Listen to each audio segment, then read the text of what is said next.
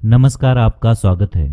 दोस्तों, यूं तो हिंदू धर्म में हर त्यौहार का एक विशेष महत्व होता है, लेकिन नवरात्रि का खास महत्व होता है।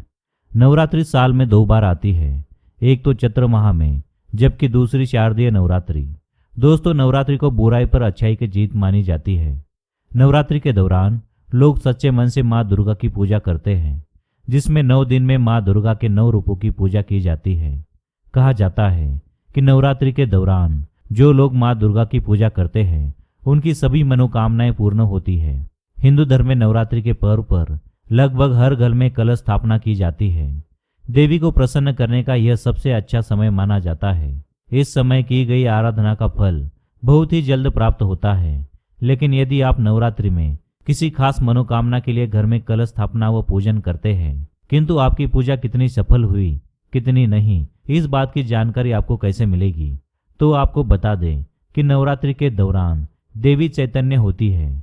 वही इन दिनों में की गई सच्ची भक्ति से पूजा से माता तुरंत परिणाम दिखा देती है। यदि आपकी भक्ति से माता प्रसन्न होती है तो इन 9 दिनों के दौरान आपको कुछ ऐसे विशेष संकेत देती है जो हम कभी नहीं समझ पाते। अपने साथ होने वाली घटनाओं को बारीकी से देखें तो अवश्य समझ सकते हैं कि आपकी पूजा कितनी सफल हो रही है। तो चलिए जानते हैं नवरात्रि में मिलने वाले संकेतों के बारे में, जिससे आप पता कर सकते हैं आपके आने वाले भविष्य के बारे में।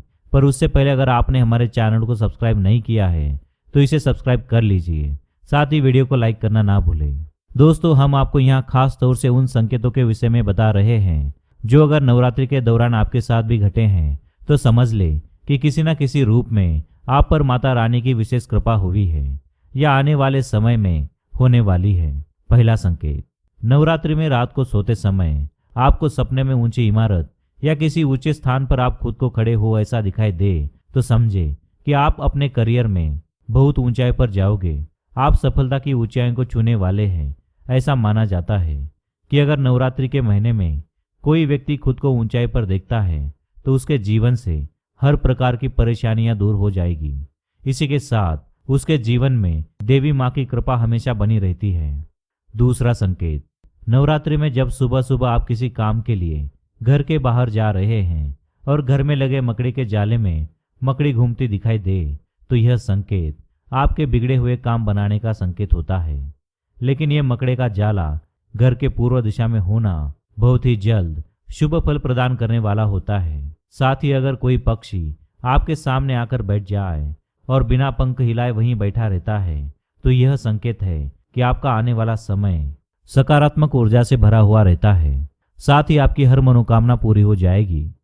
तीसरा संकेत, नवरात्रि में अगर आपको किसी कार्य से घर से बाहर सुबह के समय जा रहे हैं और रास्ते में आपको पानी से भरा हुआ घड़ा या फिर दूध से भरा हुआ बर्तन दिखाई देता है तो आप जिस कार्य से घर के बाहर निकल रहे हैं वह अवश्य ही पूरा होगा, ऐसा माना जाता है।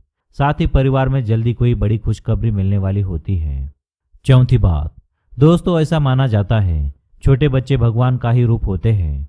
इसमें अगर आपको नवरात्रि के समय किसी काम के कारण घर के बाहर जा रहे हैं और जाते समय आपको कोई हंसती हुई छोटी बच्ची दिखाई देती है तो इसका मतलब आपका आने वाला समय बहुत ही खुशियों से भरा होगा, ऐसा माना जाता है।